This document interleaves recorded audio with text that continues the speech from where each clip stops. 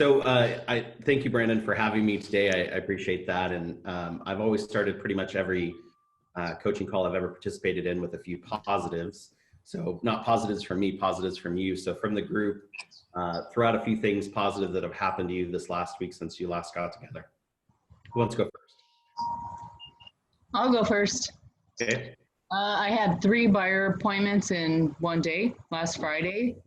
So that was quite a day. Very productive, I felt. And so that was definitely felt successful. And on the health front, I can sneeze without being terrified. So that's huge success for me. So I got to ask you, Julie, you had 3 buyer appointments on one day. Is that because your script said I'll meet you Monday or Tuesday at 4 and you said that to everybody and they all picked Tuesday at 4, or how did that happen? Well, no, it was a call that I had made previously weeks ago, and she called me back on a Thursday, and she said, well, we're going to go to some new builds on Saturday. And I said, well, I'll come with you. And then she called me back Friday morning, and she said, no, it's actually today. And I said, okay, well, so I sped up my morning and met them there. And so there was 2 of them, a mother-daughter, both want to buy. And then later in the afternoon, I had already had a 3 o'clock appointment that was set from earlier in the week. So very cool. Very cool. I had a guy that worked for me, and he was so scripted that he would say, I'll meet you Tuesday or Wednesday at 4. And so you'd look at his schedule and he'd have like 3 appointments at Tuesday at 4. And I'm like, how's that going to work? He's like, oh, I'll just call tomorrow and schedule it. I'm like, how about you get a little proactive on that? So who else has a positive? I do, kind of. Well, I'm not on vacation, but out of town. And one of my big concerns with leaving town was that I wouldn't stick to my routines and would kind of fall off and have to start all over. But I've been doing really well at sticking to my routines. And I've been exercising every day, which was one of my biggest concerns, because this is the first time I've ever gone out of town and actually stuck to my exercise routine. So I'm pretty excited about that. That is very cool, because it's hard to stick to your schedule when you know you're not in your normal habitat. So I think that's pretty cool that you're able to do that. Congratulations. It is. And I've been actually, because of a previous coaching call with Brandon, one of my problems is I'm where my family is when people just drop by and don't respect my time. And so yesterday I was actually able to tell someone, hey, I'm working right now. I've got time for you later today, but I've got to get this done right now. And that was a pretty big move for me. That is pretty awesome. Congratulations. Jeff or Tyson, you have any positives you want to add? Same as Brandy. I think I'm just getting more and more solid in my routine. Past couple of weeks, I had the physical, like my workouts and everything dialed in, morning routine, night routine and everything. And I'm starting to get a better routine. I'm prospecting so I can get that consistent, because I'll do a couple of days, fall off towards the end of the week, or not do the time I set to do. So it's getting more solid in that. Absolutely. No, I'm proud of you for doing that. That's awesome. And I can see Brandon and Tyson both have the same scarf on. They're right above each other on my feed, so it's kind of interesting. Jeff, do you have any positives you want to add before we move on? Yeah, this one buyer I've been working with, honestly, viewed over 30 homes, got an accepted offer. So that was, thank you, Lord, for that one. And a couple, 2 other properties getting the repair requests approved, actually. And on my listing, that's moving forward too. That's also on escrow. So it's kind of exciting. Some of the, anyway, some of those have been like one of the buyer ones have been going on pre-COVID. It had a tenant in place, and we actually got to view it and write on it before they did the total shutdown. And then a tenant actually moved out. So we're actually, we're supposed to close on the 10th. It probably won't happen until next week. But anyway, so that's just huge progress. I'm glad to hold that one together, because it was kind of dicey. But anyways. That's awesome. That's a great positive, because everyone, thinks about getting someone into contract, but dealing with them once they're in contract is where you make all the money. So good on you for keeping those together. Todd or Brandon, anything you want to add before we move on to the topic of the day? Don't all jump at once, fellas.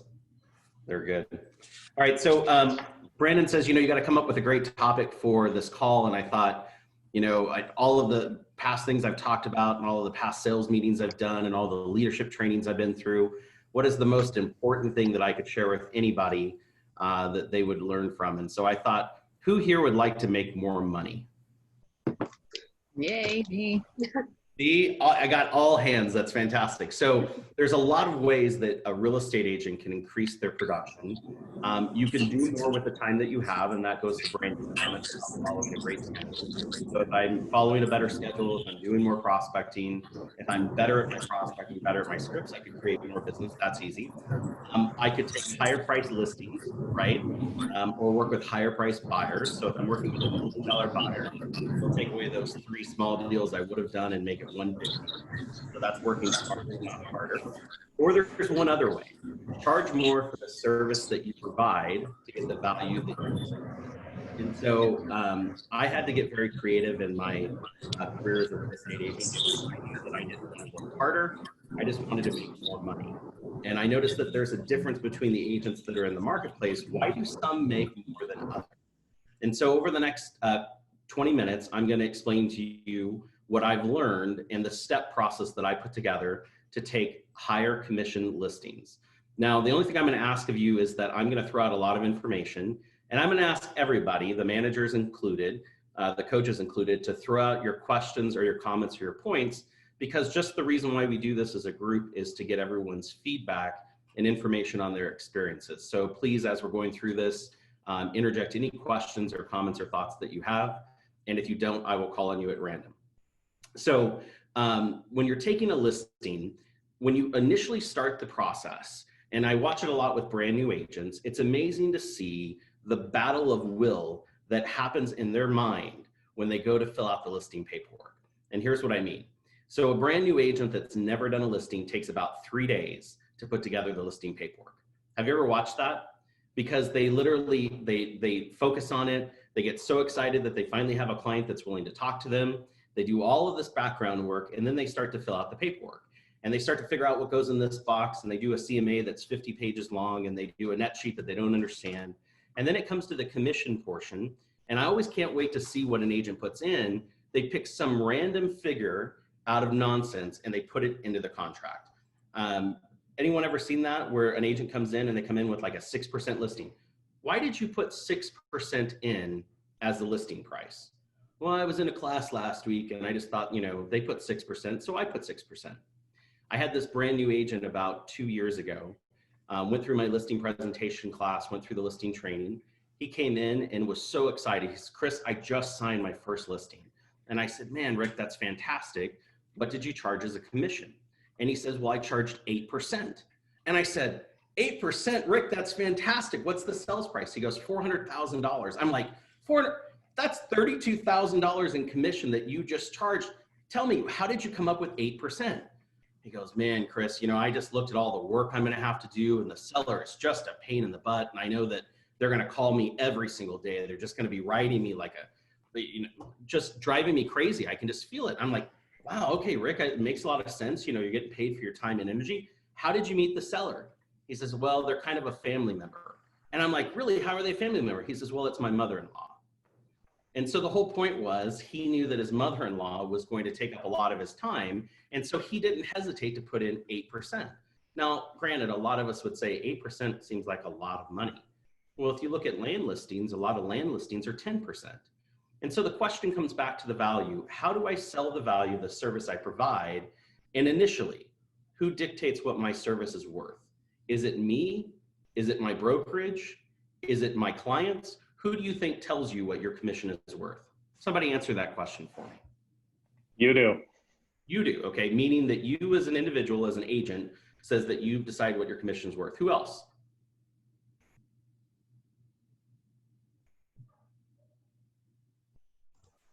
Chris, it's a negotiation. There's no set commission. So it's a negotiation between me as the agent and my customer or my client to see. I mean, let's just be honest. There may be listings that we don't provide the same service that we would on another listing. For example, a $200,000 house compared to $1 million house. I probably got to up my photography game on $1 million house. I probably got to do a drone that I'm not going to do on my $200,000 house. So ultimately, it is a negotiation between both parties. And I agree with you. I think agents get in a rut and they just put the same thing all the time without actually thinking back or looking at what that could cost them or what that could, be part of. So what Todd said is so important because the word negotiation dictates everything that's going to happen in my real estate career, regardless of who I'm working with, a buyer, a seller, a broker, another agent. Negotiation is everything. Brandy, what were you going to say? You were going to add something on top of that to what Todd was saying. But pretty much the same. I was going to say the client as well, because it's back and forth between what they're willing to pay and what you're willing to take. So absolutely correct. So first and foremost, I have to become a great negotiator, not because I want to, not because I think that it would be cool, not because I saw it in HGTV, but because my entire business is reliant on my ability to answer objections and to handle questions. So this step process that I'm about to give you is all based on the fact that negotiations have to happen, or I'll never make more than everybody else is making. And so number one, where do I want to negotiate from? From a point of strength or a point of weakness? And of course, the answer is from a point of strength. But the point where we start negotiating is very important. A lot of agents predetermine in their mind, they assume whatever it is about that seller or listing or client. And so when they do that, they are fighting and negotiating with themselves before a client ever enters the room. And that's the worst possible thing an agent can do. Imagine that you're filling out the listing paperwork on a property. I've taken a ton of listings, you've taken one listing, you're sitting there and you're getting ready to put in that percentage because we know that the agent puts in what they're going to list the property percentage for. And it's that battle of wills that happens at that one point. I learned a long time ago that if I just put in the highest value that I could possibly hope to receive, and in my business practice it's 7%, at least my point of negotiation starts at 7%. When I'm listing a land parcel, it starts at 10%. Now, would I be willing to take the land parcel at 7%? Possibly. But at least my negotiation started at this point versus me putting in 5% because they've been on the market before, they've been a previous client, they've had a problem in the past, they're overpriced. I would rather have the negotiation start at this end of the table and then let the skill and expertise that I've earned with my time in the business and all that script practice and role play I did get me from here to wherever we land. So the whole point of today's idea is 7% listings. So number one, I've filled out my listing paperwork. I've got an actual client to test on, someone who has said, I want to talk to you about listing my house. Here is the 10 steps that unfold for me for getting a 7% listing. Now, 8 of the steps happen before, during, and then the remaining 2 steps happen after this is all over. So step number one, if I take a listing appointment when I get someone that says, I want you to list my house, I want to meet with you, the primary objective that I have to do at that point is pre-qualify the hell out of them. Do you understand what a real pre-qualification is? A pre-qualification is a series of questions that I go through before I dedicate any more of my time and energy to ask them everything I can think of that will prepare me for the appointment. What type of questions am I most important to me about the pre-qualification? What's the biggest thing I'm looking for? Reason why.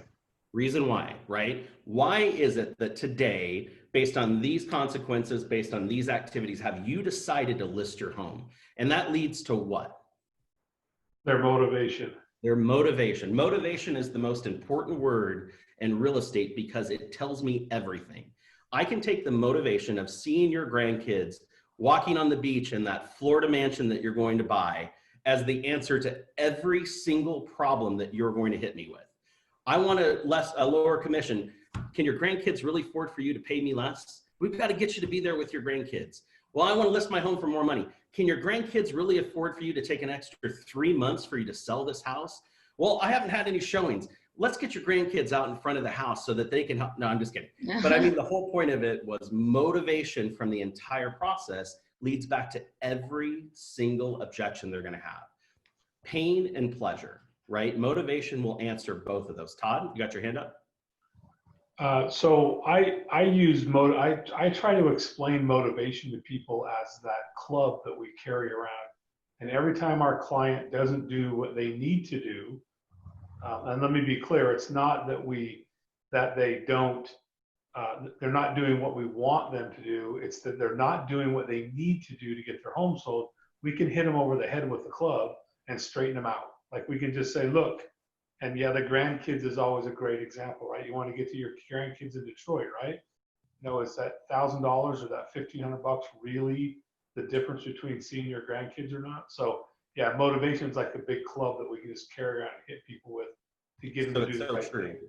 And it's not like I'm being an evil real estate overlord. I'm just pointing out the thing that they forget about when they go back into their shell. The motivation, the reason behind it's what brought them out today to want to list their house and have an appointment with me. And it's so easy for them to forget that and go back to being the people that they were. So if motivation is the biggest benefit, what is my biggest enemy? What is the worst thing a real estate agent can do or have happen when they have a listing presentation when they go for pre-qual? What's the worst thing? That's right, folks. The answer is assume. Most real estate agents assume the reason why people are doing stuff.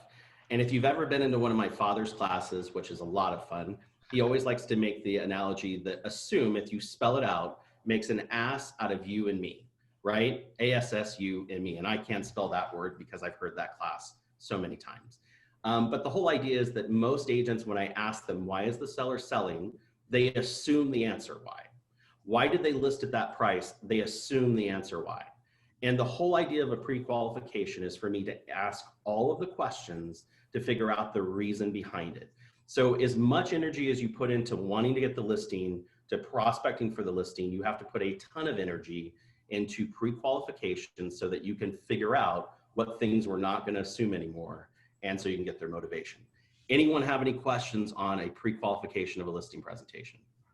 So Chris, I'll just say that we've gone to the extent on my team to stop calling our listing presentations and calling them consultations. We go on listing consultations because by consulting with somebody, which ultimately means asking more questions, having a question-based consultation rather than an assumptive presentation, like Chris has pointed out, we are able to find out those answers naturally without any extra effort. We're actually able to find out if they are, what their motivations are. We're able to find out what their future plans and goals are. And so maybe start thinking of your listing appointments as a consultation, and you're just going to go in and consult with them on their needs and wants and desires and goals, and that'll cause you to ask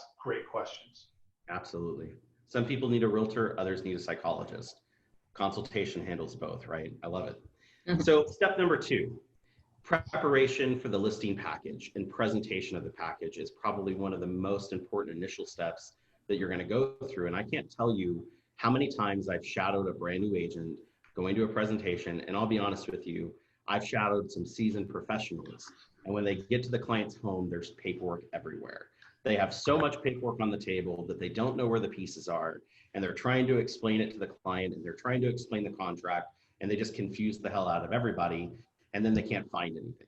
And so my biggest thing that I learned is I needed to prepare a listing packet that was easy to present. And I needed to give it to them before I met with them. And here's what I mean.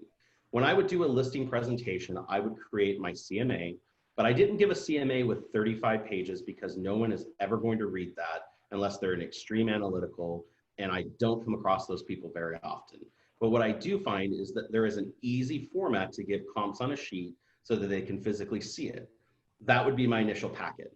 The criteria sheet, where you put in all the homes that match their property, that one sheet that shows everything on one page is a quick, easy way and assessment for them to see properties without me being there. My listing presentation, the actual duties owed, the listing agreement, and the net sheet was all that I would ever put into a package that I'm presenting to a seller, because if I add in 54 disclosures and the reason behind the disclosures and everything else, I've scared the hell out of them with paperwork, and you don't want to do that. So the idea is that I put together a very small package of information, and not all of it is self-centered around what a great guy I am and what a great realtor I am and all the things that I've done and all the homes that I've sold. Because at this point, it's not the time for them to care about that. It's the time for them to get pissed off. And here's what I mean by pissed off. I want them to see my 7% listing paperwork without me in the room. Have you ever had an argument with a spouse or a loved one or significant other? And what usually happens when you have that argument, and my wife's sitting in this room with me, so I'm going to be very careful how I say that, is we have a unique back and forth exchange, and it lasts for about an hour, but the residual lasts for days, right? The idea behind it is that we've had this argument, and the following day, one of two things has happened. Either we've gotten over what we argued about and we're back to a place of comfort, or we need a little bit more time between it. But I want the seller to be upset before they see me, because if I shove my listing contract beneath their nose in front of them and they get upset, what do you think will happen with your listing presentation? They're not going to be very happy people, and I'm going to spend most of the time having to calm them down before I can move on with the presentation. So again, put together a packet that's presented to them and ask them for the courtesy of reviewing the packet before you show up to the property. Now, I understand that you were prospecting this morning. You got a hot seller that's ready to list their house. How hard would it really be to ask them to look at it an hour or 2 hours before you actually show up for the appointment? Does that make sense? Does everyone get the reasoning behind it? Yep. Okay, great. The last thing I'm going to leave in the presentation packet part of this is when it comes to the co-op. Now, this is where people get upset at me. When you're the listing agent, when did your job begin? Prospecting. Prospecting. So weeks ago, when Tyson decided that he was going to get out of bed early, comb his hair, put on his scarf, go into the office and start making phone calls, that's when his job with that seller started. He had to get through the prospecting, weed through all of the people that were undeserving of his service, get 4 or 5 people that were, pre-qualify them through the phone prospecting presentation, get them to set the appointment, go to the appointment, deal with their issues, get them to sign a contract, go through the entire listing process, deal with all of the buyers that came through, dealing with showings during a COVID crisis. And finally, after all of that, here came multiple offers.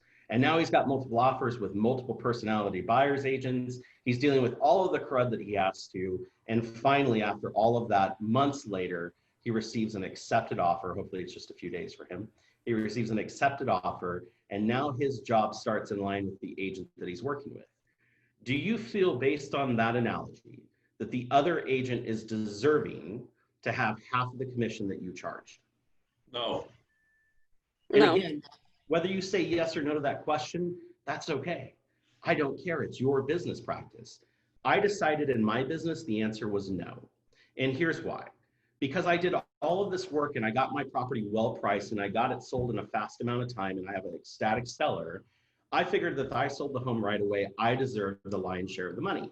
Now, I didn't say I wasn't going to give them anything, but I am going to go into that listing presentation with a 2.5% co-op. Now, I understand there are agents on the other side that say, Chris is a horrible person. He should have given 3% because he got a 7% listing. Listen, if I was the one representing the buyer to my listing, I would have a buyer broker agreement that already determined that I'm getting 3%. So I'm insulated against myself. The question is your business insulated against you? That's the whole point of that presentation piece. And if the home doesn't sell or something happens or there's a concession to have to be made, I have the money on my side of the line to be able to make that concession and still receive the value of my service. Is there anyone who has a problem, question, or issue with what I just said? Well, I think that it's important to understand that you have a little more leverage with the money if you need to make a concession during the transaction. I think it just gives you the ability to make it happen in different ways. So I agree with that. Brandon? So I have something. Yeah. Let me unmute. I'm unmuted. Okay. What I would say is I look at it not as compensation for the job. I look at it as a marketing fee. And it's the amount of money you're going to spend on a listing to get it marketed and sold. And in a market like today, where things are selling quickly, you don't have to spend as much money to sell the property. So I would agree with Chris in that regard that you could put a lesser co-op and still get it sold. In a market where things are moving slower, you may have to actually pay that buyer's agent more money than you're making because you've got to spend more money to get that marketed. So a lot of that just depends on your market. Agreed. And I think that a lot of it depends on the presentation factor of how it's rolled out there. But here's the last secret on commission. Whatever you end up doing, whatever your business practice is, whatever the formality of how you do it, make it consistent, because you have to be able to think it, understand it, believe in it, and know the reasons why you're doing it. Because if you're not sure of it, they won't be either. So whatever your end ideology is that you believe about your service, your commission, or your presentation, decide on it. I decided that I would rather start at 7% and have a client negotiate with me because I'm willing to negotiate. I'm willing to have the conversation. Most of the time, I'll end up better than an agent that just goes in with the lowest amount that they're willing to work for. I do it that way because consistently across the board, I know where it starts. I know the process of where we go in the middle, and I know I usually end up better than I would have if I did it the way I used to do it. I'll move on from that point because we've got 7 more. Point 3, compile pricing from every major source and understand the comps in the area. Even those that are not the same as your property, find out what's known and unknown and be able to prove it. Here's what I mean behind that. Most agents go into the MLS when they go to price the property, they pull the comps that they can see, and they go to the home without doing any further research. Now, I know based on the client's pre-qualification that pricing of their home is the biggest reason why they should pay me more money. I've been able to effectively price the property in comparison to the other listings that are in the neighborhood, meaning that I've noticed that 2 homes have expired that went on the market that were similar to their home, similar condition, and they marketed that home like every other agent does in the MLS. And after the end of 6 months, guess where they're at? They're expired. I have a real life example of why not to price the home at that price point. Why would I not take the time and do the due diligence to prove to the seller that isn't going to work? Also, when everyone was upset about Zillow and Redfin and all these other groups making offers on properties, I looked at it as a tool. There are people that need to sell their home today. They're willing to sell it today if the option was presented to them, and they're willing to sell it for less money if it means that they can get from where they're at to where they want to go faster. If I'm able to provide them with that resource, and I know exactly what Zillow is willing to pay for their home or what Zillow is willing to value their home at, I've taken that objection away from them at the listing table and now made it my idea. Do you get what I'm saying when I put that out there? If I don't know that Zillow says their home is worth $285 and I'm trying to list it at $275, I better be the first person to point it out because they're going to be thinking about it and think that I don't understand it. The other thing is when there's a property in the neighborhood that's an exact model match or similar floor plan, if I have not placed myself in the home, I am not the expert in that property. And so the idea is that they know the home down the street because the Smiths, who have been their neighbors for 5 years, have invited them in the home to them many times. They've sat at the kitchen table and experienced the property, and they think they know more than I do. But if I let them know that I went and toured that property that we're using as a model match, and what they don't know is the house smells way better than theirs does, these are things that I can point out and prove that I'm the expert and they're not. Do you get what I mean by that? Anyone have any questions on understanding how to compile comps and how to make yourself the expert in the neighborhood? Anyone have anything they want to add to that?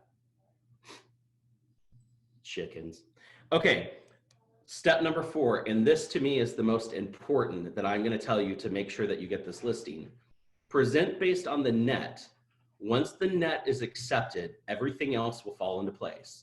The reason why the net sheet is in my listing presentation is because when I shove the net sheet across to them and say, is $85,000 going to get you to where you need to see your grandkids and be able to buy your next house? And they say, absolutely, Chris, that's exactly what we need to net. That $84,000 is inclusive of the worst case scenario, of all the fees, of the worst price that we could possibly get. And by them saying that that's okay, everything else will be off the table.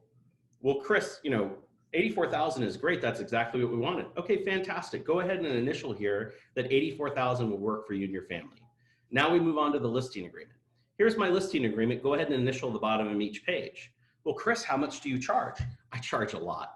But of course, I already included that in the net sheet for my service. It's going to get you that $84,000 we're looking at, worst case scenario. Did I just handle the objection? Right? It is that simple, and I'm not kidding when I say it.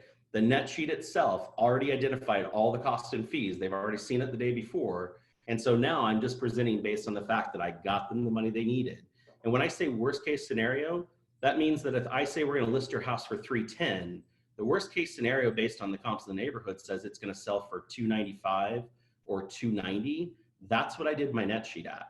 Because when we list at 310, I'm going to explain the reason why you're paying me more money is everyone else is going to sell your house at 295 and smile at you. I'm going to shoot for the stars and try to help you get the price that you want. But I need to let you know that this is the worst case. Do you want an agent who's going to try for you? Did I just sell them on the value of my service and why me over the other guy or gal? Exactly. Okay. Number 5, again, keep the paperwork short. I present based on the duties owed, the net sheet, and the listing agreement. Don't create problems where there aren't any. If I flood you with paperwork during the listing presentation and you're so tired from signing and initialing, are you going to start to get upset? Have you ever been in a sales presentation where it just seemed like the paperwork was never going to end? I have a great transaction coordinator, simple plug for my wife. And I know that once the listing agreement, my duties owed has been signed, and so has my net sheet, everything else that needs to happen for my file can be sent very easily for digital signature. And I know that the client will get a copy of it. I know that I can send the other paperwork they've already signed within it. And I can make it so simple, easy, and seamless for them that it's just one fluid process. If I have all of this stuff together in the presentation format, a lot of people, when they're signing a lot of paperwork, start to ask a lot of what? Questions. And if they start asking questions that I didn't want them to ask or didn't intend for them to go down the road of because there's so much going on, those are objections that I might not be able to overcome because I've warned them out. Anyone have any questions or point on that step? Step 5. I have a question. Actually, Julie? With the listing presentation, you don't add the marketing things of the photography, any of that? I don't stop and point out what they haven't asked about. Okay. So if it's already in my piece, like I have that one marketing piece that's in there, it's not in the signature pieces, right? I've already got them just signing the duties owed, the listing contract, the net sheet. That's all we're signing. I don't go and pull out paperwork and shove it in front of them unless they said, what's your marketing plan? Because now I've created a problem where there isn't one by bringing up my marketing plan when all they were ready to do was sign my contract. I've actually sat with agents that talked the client out of why they should list with them because they didn't like the plan that they came up with. I mean, that would be a horrible thing to have happen at the presentation, right? Does that make sense? Yep. Brandy? on number 4, actually, I had a question. Do you ask them when you're pre-qualifying them what they want to net? It's a good question because it says what? Tells me where I need to be on pricing and if they're realistic or not. It sets the expectation of what I'm going to deal with. If the price that they say or the number they say for net is so unbelievably never going to happen, then the entire time I know that my presentation needs to be based around the fact I need to bring them back to reality. If what they say is so good that I'm going to help them make more money, then the entire thing that I need to circle around is how my marketing service is going to help them get so much more for their home. How could they not see the value of my service? But that simple question is, what do you think you'll net out of your home? Makes it easy for the presentation. Jeff? Residential disclosure guide. When do you get that signed? So in the contract, it actually says that they've received a copy of it. And the nice thing about the guidebook is you don't have to sign the entire book. It just says that you've got it, right? So I could take that and give it to them. And then when I send the disclosures back over after I get back to my office and Amy compiles them together, she can send them right out as one document because the last page is just a receipt. Well, I gave them the disclosure guidebook at the presentation. I didn't make them go through it and go through all the pages. We're just going to sign a receipt in there saying that they acknowledged it. Pretty simple and easy. Brandon? All right, because I was under the understanding it had to be duties owed, residential disclosure guide, and then any other forms. The residential disclosure guide just says that they got it. So all I have to do is give them the booklet. It doesn't say that they have to have read it. It doesn't say that they had to go through Right. it. Got Well, it. I think, so, yeah, so Jeff, you're right. You need to get page 31 of the RDG signed at the time of taking the listing, but you don't have to have them read through it, I think is what Chris is trying to say. No, you don't even have to have the RDG signed on that page. That's a receipt, right? We put into the listing agreement a receipt acknowledgement saying that they got the booklet. If I send it back that same day with the bottom seat just saying, hey, you acknowledge that, I could do those the same way. They already say in the listing contract, I've got this book, so you should hand them the book, right? And if you didn't know, the 18 pages fold into a book. Everyone knew that, right? Depends on which one you use, yeah. Yeah. So all I'm doing is giving them the book and I'm saying, yep, you're acknowledging, did I give you the book? Yeah, okay, great, here you go. So when that last page comes, I could do it at that point. It's not a problem if it's a day later. The duties owed is a problem. Duties owed says by law, it must be before any contract. That has to be done. The net sheet for me filled like 5 purposes that I had. That needs to be done. But all the other disclosures pretty much could be done the end of the day after I did the presentation, whatever's easier for them. So Chris, just so we're clear, the receipt, the page 31 of the RDG is not required for their Sky Slope file because it's in the listing agreement. No, it is required. It's just, it's not by law. You don't have to have that signed as one of the first documents. You just have to have it signed. You have to give them that disclosure and you have to have receipt of it. And so that's all it is. Chris is saying you don't have to do it at the listing. You're going to give it to them at the listing, but you can get that signed later. Yeah, it's So not a Jeff, the way that we do it is we email the book to them prior to the listing appointment. And then we just take page 31 with us and they sign that right after the duties, right after our team duties owed. And you didn't mention team duties owed, but you have a team and all of your clients should be signing a team duties owed. Yep. That has to be done with the same time because it has the same time frame as the duties owed. The addendum, the supplement has to be done there as well. But the rest of the documents, that's the only document.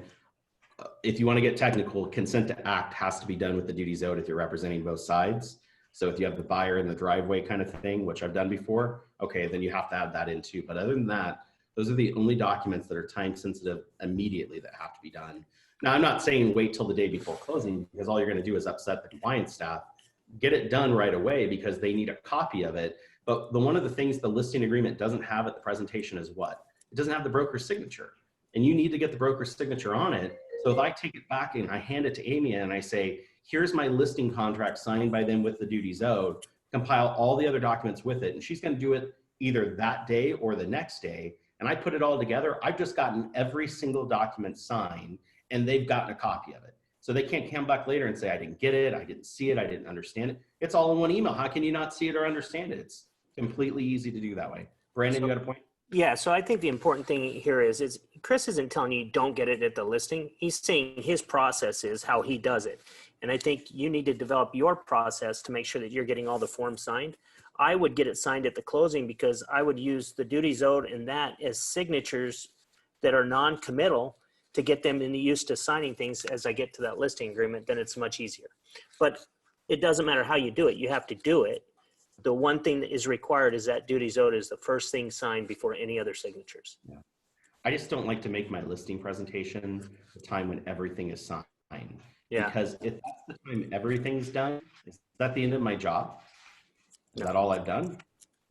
I mean, my whole thing is that I'm providing a service that unfolds and I make it seamless and easy for them. Is signing at their kitchen table seamless and easy? I don't know that it is. I don't know that I would want it. But again, that's my business practice. You can make yours. But it also makes it look like you're working longer through that process than one time and then not talking to them anymore. So you're always giving them something. The other thing is when he talked about that pre-listing packet, that's their opportunity to see what your marketing is. When you're sitting down to actually take the listing, you're focused on price and motivation and getting the agreement signed. That's it.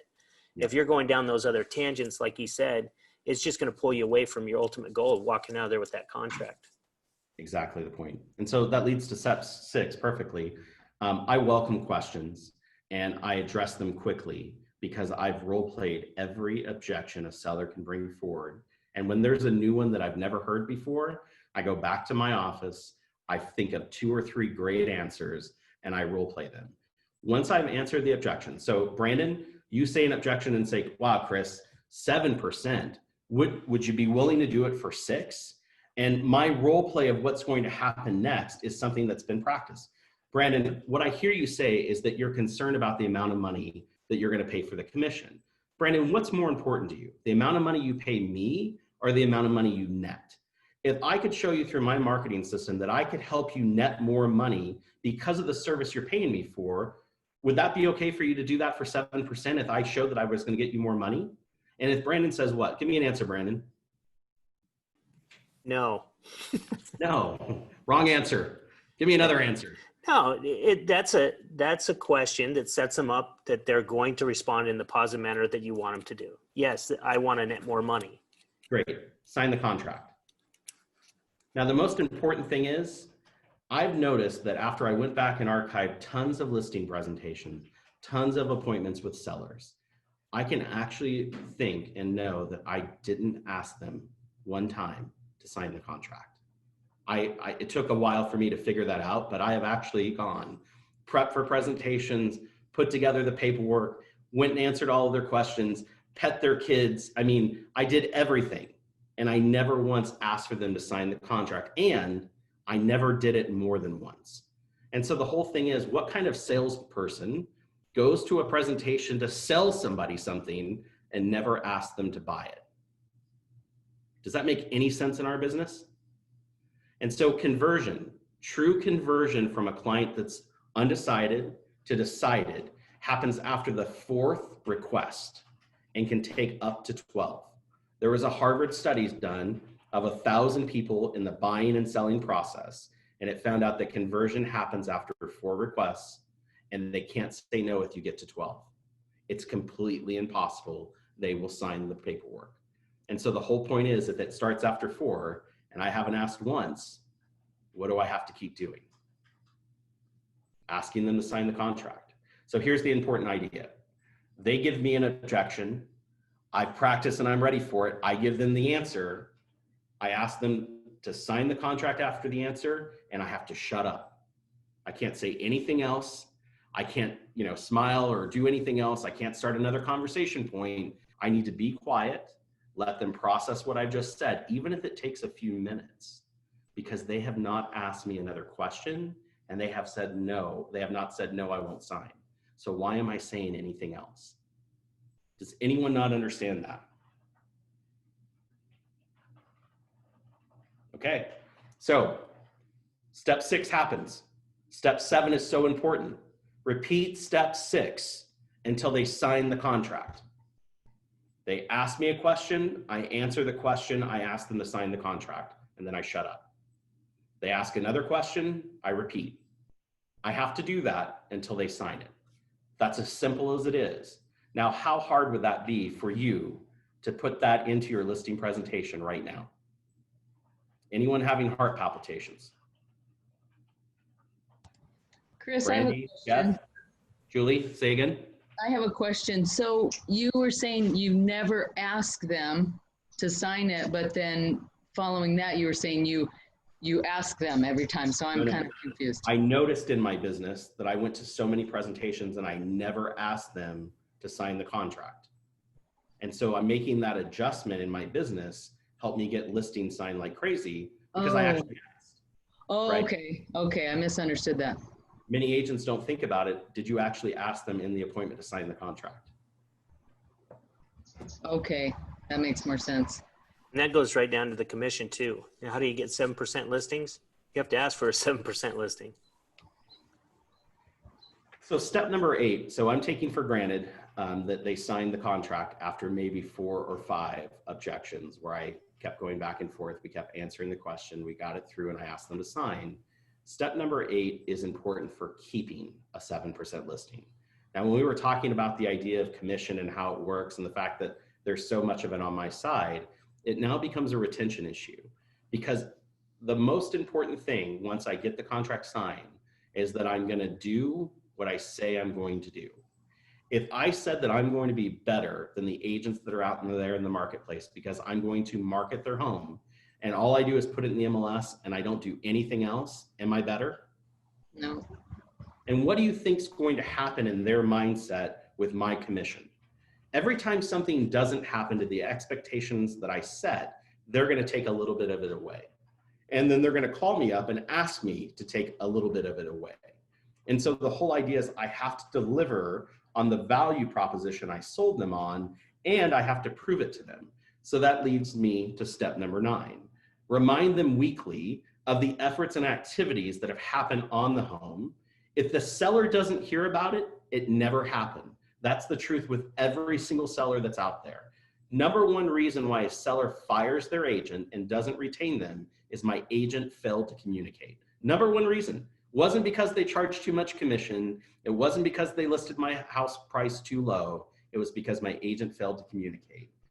Make sure that the seller understands all the systems that you're using or that you're able to use that aren't caused by you or caused by you to market the home. What do I mean? I put the home in the MLS and it's fed out to 60 websites. Do you even know the websites that it's fed out to? Do you know the websites that you can go to now and enhance the marketing of their home to the public? Do you know that you can alter the photos, that you can change their dynamic, that you can change the way they're presented? Do you know that you can read the lockbox system to show how many times the property's been accessed, that you can print a report of that? Do you know that you can go to Zillow and get a report of where your home ranks in the neighborhood that it's being marketed against? And have you shown that to them?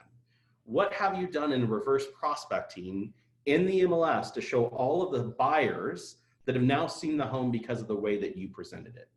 If I go to the seller, and my business practice is every Friday I go to the seller and I say, here is all of the things that happened this week on your home. Here's all the people that saw it through ghost showings. What's a ghost showing? A ghost showing is where 3,000 people saw it online, but they haven't been to the house. That's a ghost buyer, right? We don't know who they are, but they know that they saw the house. I put all of that into an email with the client and I let them know the current comps in the neighborhood. Here's how cool this is. I had a seller last year call me up because their home hadn't sold in 2 weeks after doing these reports. When I got to the 3rd week of giving my report, here's my recommended strategy that you lower the price $3,000 going forward in the next 2 or 3 days. Client came back and said, you know what, Chris, based on what you put together, let's lower it $10,000. Anyone had a seller come to them and try to give away more of their money? I did, because what? They see all the things that I'm doing and they decided that they wanted to move faster. And all I had to do was put the information in front. I didn't even have to ask for the price reduction. They gave it to me. Wouldn't that be a better way to do business? All right, so finally, here we are. Number 10, upon closing, ask for feedback and a testimonial. I also realized in my real estate business that I did all of this work. I created a mini relationship where we dated for a couple of days. We got in a serious relationship for 30 or 60 days. And then I dropped them like they didn't matter, right? I mean, that's how people feel. I mean, we were joking, we were having lunch every week, we were talking about each other and our families, and then I just left them. Who would want to send referrals to someone that just leaves you, right?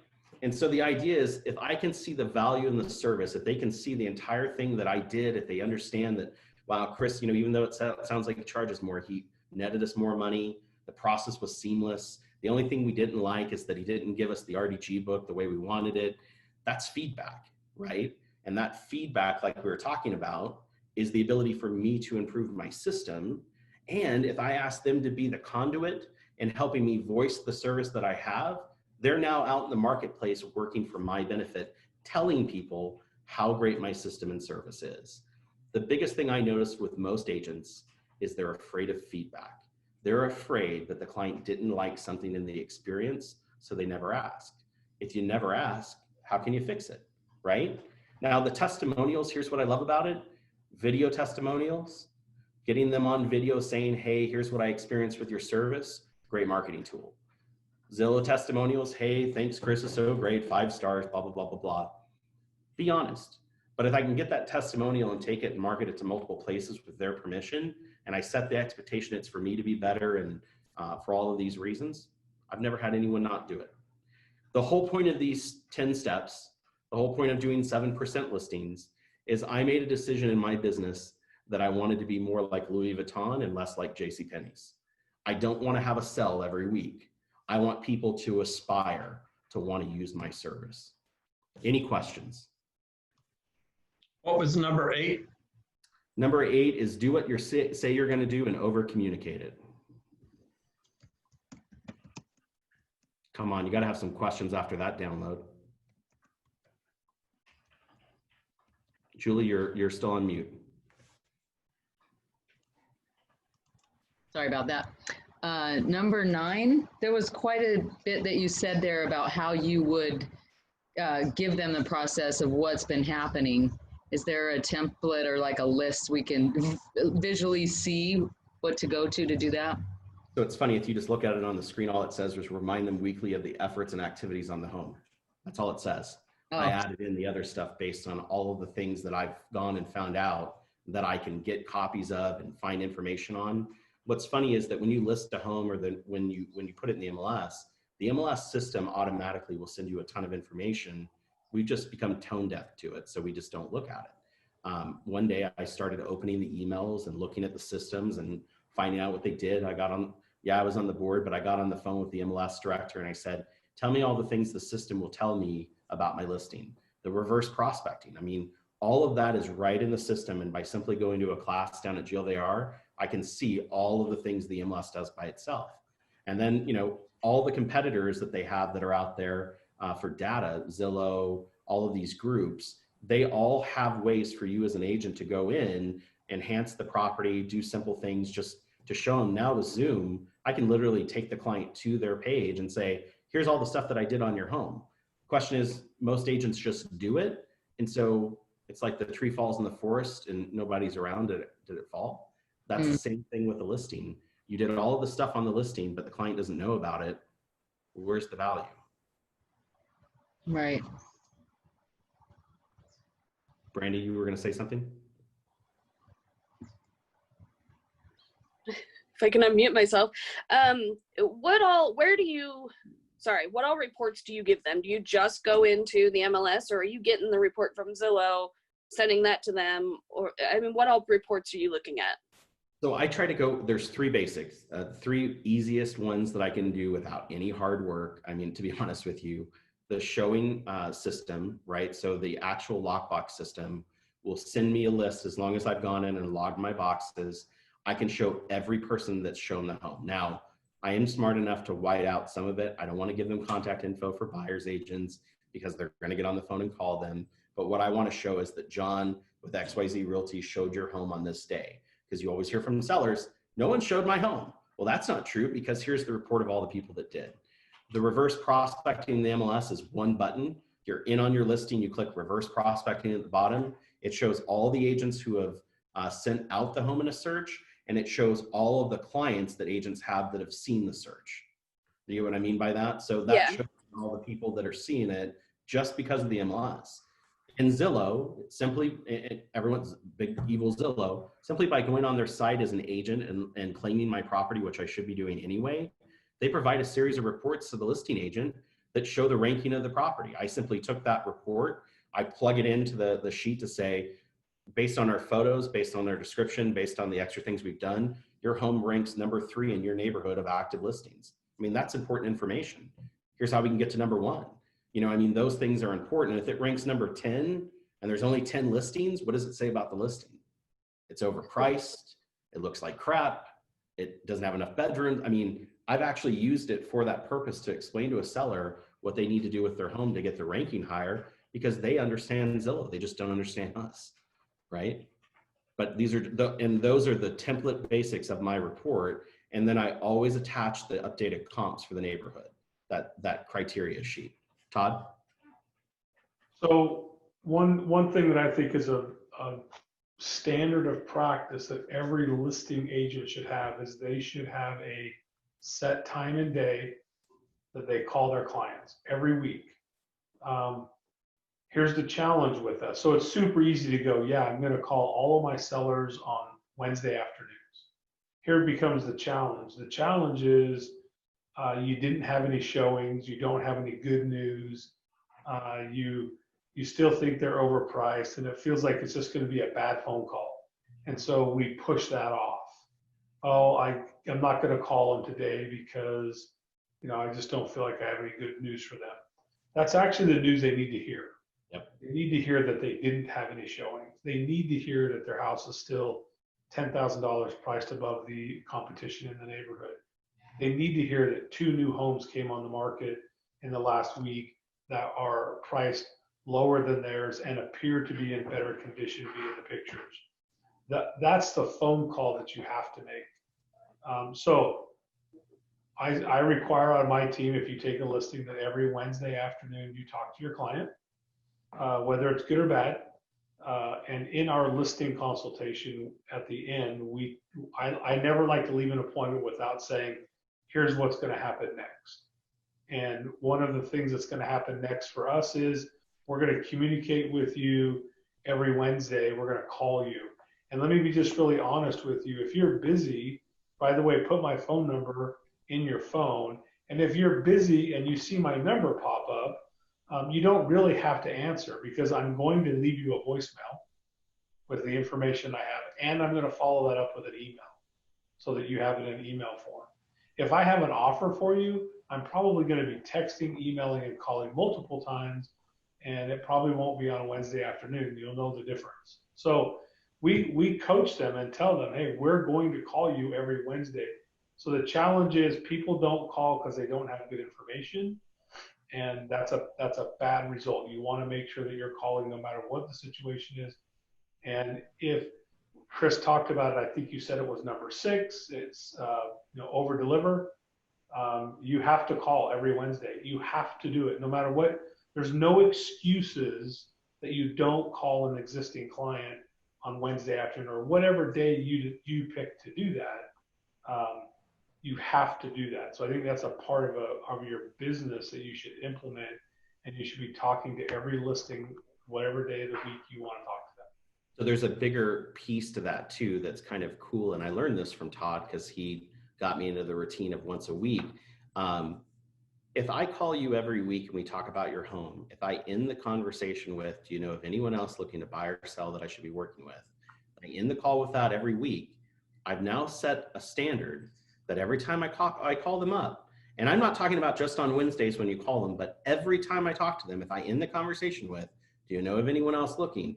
What are the odds that after 3, 4, 5, 6 weeks together, they might give me a referral? And all it took was me to ask. But here's the other piece. We always talk about your database. Build your database, train your database that you're going to reach out to them. If I've now just spent 6 weeks calling you every single week, and now I call you once a month, isn't that something similar? Isn't that the same idea, right? Now I've trained you that I'm going to call you. Now I've trained you that I'm going to ask you for business. And now I just continue to do it after the property's closed. What's changed? Nothing. And so they're more likely to continue on talking to you, sharing with the information, because they're used to talking to you every Wednesday at 3 o'clock, because that's now a habit. That's so important. And one piece I left out is we actually ask them what's the best time for us to call you each week. Like, let's set a time so that you know I'm going to be calling. So sometimes it's not Wednesday, but of course we try to keep all of them on Wednesday afternoon, so I know what everyone's doing on Wednesday afternoons. So thank you guys for your time today. Appreciate it. I know that was a lot of info. I know that it may be different than the way you currently do business. That's perfectly okay. I didn't happen upon this in a book and I just decided, oh, this seems like a good idea. This took years of losing listings, getting beat up on commissions, having bad conversations. It took me a long time to figure out these are the things that need to happen within my business. And it took me hearing it from many mentors, many coaches, many people that are out there. And once I finally committed to it, once I finally put it into process and I believed in it, because mindset is 80% of our business, right? Once I finally did it, guess what started to happen? I started taking 7% listings like crazy. And the best part about it is a great presentation that already handles all of their objections only leaves for them to sign the contract. So don't be surprised when you walk into their home. The first thing that you should say is, let's sign the contract. 50% of the time they'll say yes and sign it. And then you'll have to figure out what you'll do with all the extra time in your day. Thank you, Chris.